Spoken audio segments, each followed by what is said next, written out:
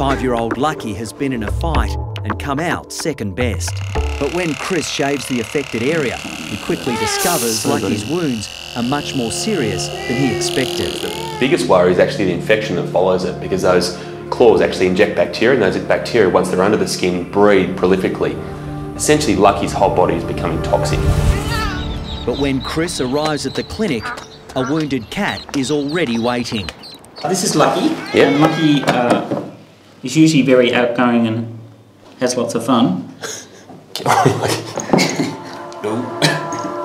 You're safer in there, aren't you? This is not like him. Usually he's the first one out of the cage. 5-year-old Lucky has been in a fight and come out second best. Owner Stephen is worried that after 2 days, Lucky is getting much worse. So there's the bigger one there, and he's got a matching one here. But they're very tender to touch as well. So that kind of looked to me like it could have been a dog or another big cat. Either Lucky has invented a new fighting move involving a back kick of some description. Kung Fu cat. Or the more likely scenario is that Lucky was running away at the time. I think that's probably which doesn't paint I guess a bright picture in terms of Lucky's A, fighting ability, or B, bravery.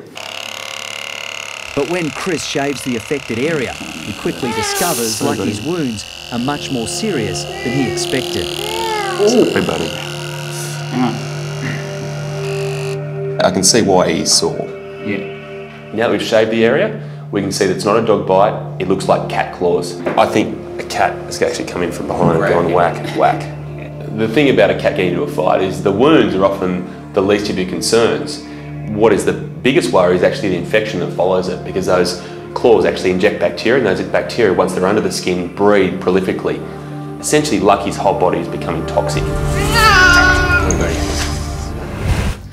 There's actually a pocket underneath there. I inject in there. At Bondi, Lucky's fighting a serious infection contracted after a street fight with another cat. It can be very serious. It can set up infections in the lungs or even the other organs. It needs to be treated right now. Saline is being used to flush the bacteria out of Lucky's wounds. Yeah, it's the price you pay for being Mr. Tuffy. There is pus now dripping out of this one here, so...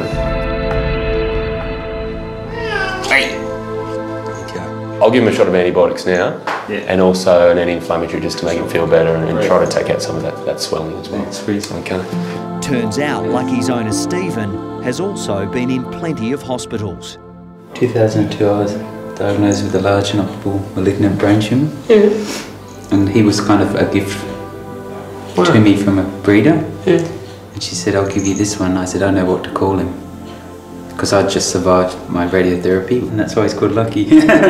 Wow. You're important, you know. Sure is. You big camera hog. It's an amazing story, and when you understand the history of Stephen's brain tumour and how he came to have Lucky, you realise that this is a very tight bond. The two of them mean the world to each other. And for Lucky even to be slightly off worries Stephen. Champion, do you think, Lucky? By points decision? I think there'd be some sort of inquiry if you were actually to be awarded that fight, Lucky. Lucky should fully recover within a week. Hopefully there'll be no rematch with his nemesis. So you say thank you, Dr. Chris. Thank you, Lucky. Yeah, good boy. You love the show? Now check out a new experience at bondivet.com.